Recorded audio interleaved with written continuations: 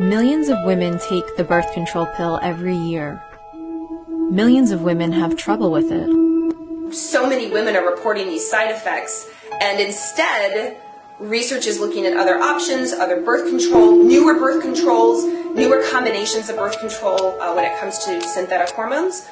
But I'm not seeing the research on what about risk. More than ever, the accessibility is at our fingertips. But how do we monitor this? The research finds that having been prescribed and going on hormonal contraception significantly increases somebody's risk for a suicide attempt and then an actual suicide. The hardest hit age group in terms of people who were impacted by this were these very young women, these 15 to 19-year-olds. What do we still not know about the pill? Good day, Emilio Rocha Jr. here. Today, we are going to tackle about the usage of contraceptives in this current time. So the first question is, do you agree with the usage of contraceptives? My name is Mark A. Labando. I would say that yes for the adults. So when it comes to teenager, no, very sensitive pa kaya ng contraceptives para sa ila. Instead nga taganin sila ng contraceptives, i-educate na sila para in the future fresh ng ilang decision about anak. Number 2 question, have you encountered people who use contraceptives? No. So for the last question, sir, what is the most important thing that should be teaching your young girls today, and how will they protect their lives against these situations of contraceptive at an early age? So ako may una no kay ayaw ninyo sugdi kung dili mo magmahay no kay ang kalami kay one day lang na siya kunya ang suffering kay forever na siya. Imagine na ma-sacrifice ang nimo imong future sa kinabuhi. That's all, sir. Thank you for your insights. So, good day, Pastor Jan. First and foremost, I would like to greet you a pleasant morning. And also, I want to thank you for accepting this call and for giving us your time today. I know that you're a bit busy right now doing your work, but still, you give us your time to meet for this interview. And by the way, I'm Danis Chloe Matobato, and I will be your host for today. And let me introduce to you guys our guest for today, Pastor John Jordan Bitil, one of the pastors of Tamayong Alliance Church. He handled youth in the Alliance Church. And so let's start. For the question number 1, do you agree with the use of contraceptives and why? Question number 1, do you agree with the use of contraceptives? My answer is we should understand first that God only allowed sex to the married couple. So sex outside marriage in the context of the Bible is immorality and sin. So for me, I have no issue using contraceptive as long as it is in the context of the marriage or in married couple. So that's it. Example, I could say that I have no issues about it because if the couple doesn't want to add any child anymore, then they can use contraceptive. So, okay. So, question number 2, Pastor Jan. Have you encountered people who use contraceptives? Number 2 question, do I know somebody who is using contraceptive? Yes, I have a lot of friends, and they are using contraceptives because they don't want to bear a child anymore, or they are controlling birth. That's why they decided to use contraceptives. For the last question, question number 3. What is the most important thing that should be teaching young girls today? And how will they protect their lives against this situation of contraceptives at an early age? Number 3, what is the most important thing that should be teaching to the young girls today? How they will protect their lives against this situation of contraceptive at an early age. So to the young people, especially the girls, my message and challenge is to preserve yourself first. Preserve your life, preserve your bodies to the right person at the right time in the light of God's will in married context. Now, it's not about safe sex, but it's about the purity and enjoying sex the time that you are in union with the right person. So remember, there is no such as safe sex.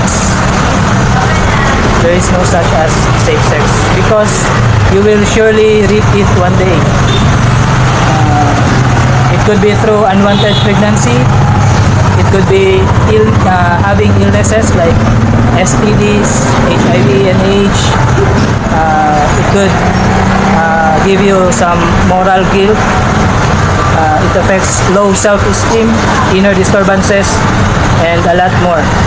Remember this quotation, once a glass is broken, it will never be fixed again. So, young girls, think twice before doing something like sex outside marriage. So, that would be it. God bless. Good morning everyone, I am Mary Dayan A. Cabanig and I am from Group 3 and right now I'm with Mrs. Lani A. Cabanig and I'm gonna ask her a few questions about contraceptives. Good morning ma'am. Good morning, Dayans. I am Lani A. Cabanig of Binogaw National High School. So first question, do you agree with the use of contraceptives and why? Yes, Why? I agree with the use of contraceptives because that is the one way to control population and we can help to the government. Okay, for the second question, have you encountered people who use contraceptives? Yes, I have encountered people who are using oral contraceptives. Oral contraceptives? Any contraceptives? Okay. Yes, I encountered people or women who are using the contraceptives, oral or the non-oral contraceptives. So for the last question, what is the most important thing that should be teaching young girls today, and how will they protect their lives against these situations of contraceptive at an early age? I think teenagers are not allowed yet to use contraceptives because as what I have known, the contraceptives that is only used, only couples can use that one. That is one way to make plan for the family plan with the number of kids they want to have in their family. So for me, teenagers are not allowed yet to use the contraceptives because there is only one way to be one way that the teenagers will be curious on using that, and they don't have sometimes they will take advantage for that. So I think that's it. Thank you so much for spending time with me. And once again, I am Mary Dayan Ikabanik from Group 3. I hope you learned something today. Good day everyone, I am Rogelrico Discipulo Saison from JO3, the Bachelor of Elementary Education. So today, I'm gonna ask one teenager who is very active, genuine, and intelligent human being of her community. So please help me welcome Ms. Jenilyn Haro. So hi, how are you today? I'm feeling good. Thank you for asking. So I'm gonna ask you about some interesting question about the contraceptives. And do you familiar with the word contraceptive? Yes, I am. So let's start. Do you agree with the use of contraceptives? Yes. Why? Year by year, the number of unwanted and early pregnancies increases, and young people are especially vulnerable to this. And the use of contraceptives is much important to Filipino women's right and health to be protected. And contraception decreases the need for abortion, and also by preventing the unwanted pregnancies. And abortion is one of the major causes of maternal death worldwide, and we can reduce the number of abortion or unwanted pregnancies among young people if we deliver them accurate information about how to properly use contraceptives. So that's it. So question number 2, have you encountered people who use contraceptive? Yes, I encountered individuals who use contraceptives for the purpose of preventing pregnancy, and can also use to lessen the chance of acquiring certain reproductive cancers, and can also use to treat variety of menstrual diseases or symptoms. So last question, what is the most important thing that should be teaching young girls today? And how will they protect their lives against these situations of contraceptives at an early age? As I can observe in this modern era, individuals are being more aggressive, most especially the young individuals. And I think the best way, or the best thing that we should impart young girls today is enough knowledge about sexuality, to give them access to sexual education, and to give them enough knowledge not just about sex and using contraceptives, but also the knowledge of how to what are the consequences that they will going to face if they are not responsible enough for their own actions. And I think the best way they can protect their lives against this situation of the use of contraceptives at an early age is, again, by giving them enough knowledge and guidance, and also by breaking the stigmas about the use of contraceptives. So that's it. Very well said. So thank you so much, Haro, for joining me here today.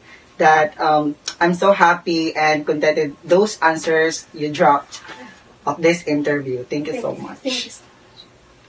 Good day, ma'am. I am Sophia Joy Dabipe, a first education student from Christian Colleges of Southeast Asia. And now I am your interviewer for today. But before we start, may I know what is your name and what is your work right now? My name is Emerita Bustamante, housewife. Do you agree with the use of contraceptives? Why? Ang kanang family planning man good sa mga kababainhan makatabang jud nagdako tungod sa ato ang pangahimtang karong pandemic, labi na sa ato ang kalisod pagpa-eskwela sa ato mga kabatanunan. Have you encountered people who use contraceptives? Oo. What is the most important thing that should be teaching young girls, and how they will protect their lives against this situation of contraceptives at an early age? Ang akong mga kababayan nga anak, ang akong protect sa ila nga dili na jud magsigiglaag kay basi makasuga pa pag-inom. Unya dito na hinuon sila madaot kasi giginom-inom nya mabutangan unya og pangpatulog o wala na. Kailangan ato yung protektahan atong kababayanhan nga dili magsigiglaag. Once again, I am Sophia Joy Dalipe, and that's all. Thank you. For me, no. Because year after year, the number of early or undesired pregnancies increases, and young people are especially vulnerable to pregnancy complications. And the best way they can protect their lives against this kind of situation of the use of contraceptive is by giving them enough knowledge and guidance, and to provide them with accurate information, and to break down stigmas related to the use of contraceptives. And by reducing rates of unintended pregnancies, contraception reduces the needs for unsafe abortion and reduces HIV transmission from mothers to newborn. Thank you. So hi everyone, I am Diana Jean Madridano. So this is just my thoughts about should the use of contraceptive be discouraged? For me, no, because at our society or to this generation, young women into this society are doing activities that only married couple do, such as prenatal sex. And we cannot deny that many teenage girls become pregnant at a young age because of lack of sex education. So I believe it is important to teach women about contraception for their future also. Should the use of contraceptives be discouraged? It's a big no. The use of contraceptives can basically save lives from poverty and suffering. The fact that teenagers and other people who committed to premarital sex is a sign that they have no assurance about planning to have a family. The use of contraceptives reduces the risk of certain reproductive cancers, and also women who uses contraceptives can have opportunities to participate to society and have paid employment.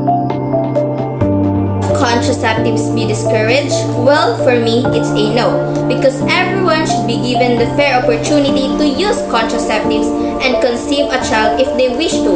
It should be given as a choice and not pushed forcefully, especially now. In our society, a lot of teenagers engage in any sexual activities without thinking the consequences of their actions.